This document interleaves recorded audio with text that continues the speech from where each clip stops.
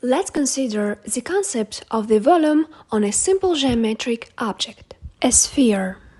We will draw from this photo. We will analyze this form into shadows, light, and semitones. Furthermore, we will look at how it all forms on this subject. To begin with, I will explain everything in a small diagram. I advise you to depict in the same way and memorize all the meanings carefully.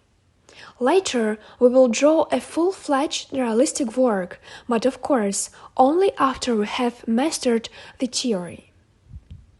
For the scheme, I will depict a miniature of the ball, without going into the construction. And we will also outline the horizon line. So, the first thing we are looking for in the drawing is a light source. We ask ourselves where it is and what angle light is refracted.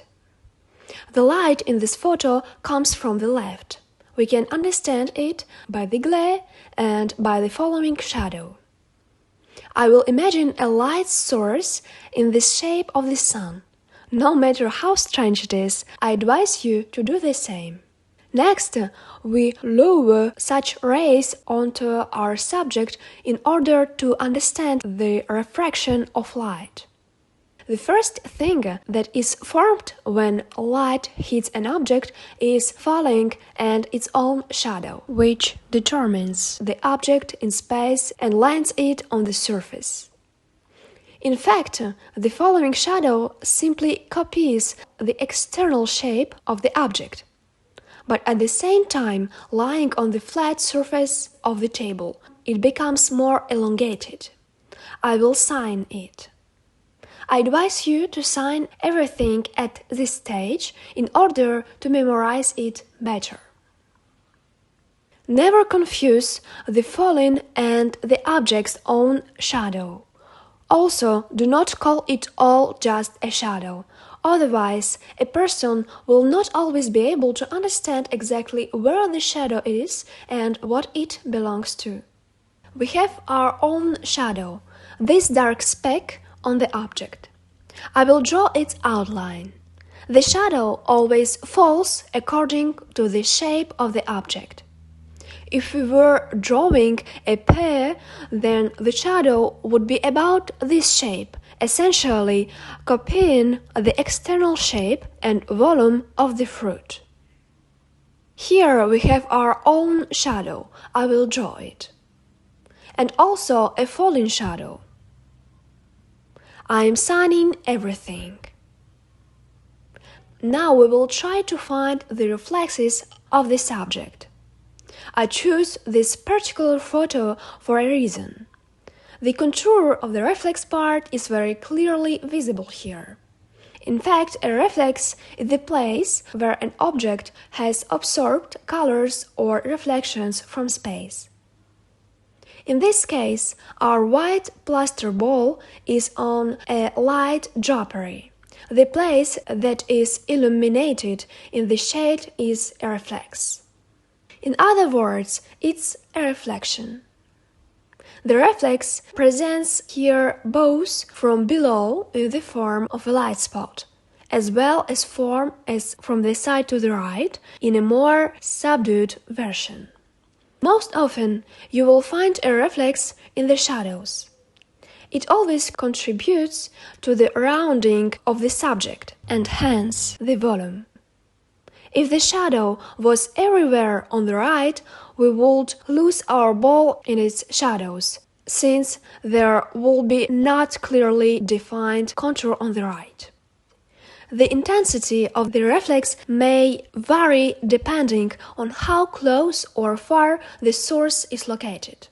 In our case, the fabric under the ball is close enough, so the reflex in this place is very bright.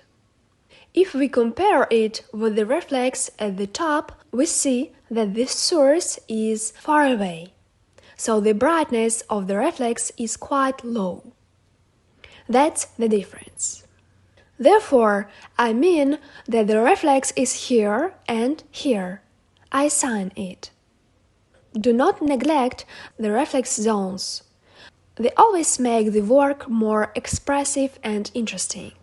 It will also be a plus for you if you intend to join art institutions. Now we are moving smoothly to the semitones. A semitone is a place that forms a bridge between shadow and light. If there is no transition between them, it will look very flat and decorative, like here. For a large and beautiful drawing, this is also a very important part. On the pear, this place will be, for example, here. The entire semitone zone on the ball is right here. We fix that the semitone is the transition from shadow to light. Even the name itself indicates the presence of only half a tone. Not too light, not too dark. In the last lesson, we created a tone stretch. So here are the cells that were centered and are a semitone. I am going to show you this again. The semitone starts from here and occupies about 3 central cells. Let's go back to our ball. I indicate in the diagram that the semitone is also presented from the light side. In fact, to make our ball voluminous, it's important to apply light and light gray tones on the left side from the light side.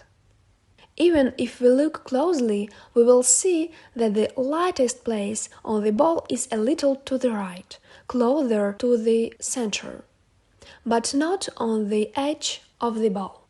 The rest of the zones is light and glare. A glare is a place that remains almost always white. In the light, we can still apply very light gray shades.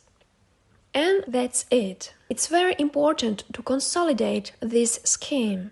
If something was not clear to you, review the video and practice on other subjects. This can be ordinary household items. The main thing is to choose the right lighting. But don't worry, a clear understanding of the volume will come to you over time and with practice. Next, we move on to the part of the course where we begin to perform full-fledged drawings.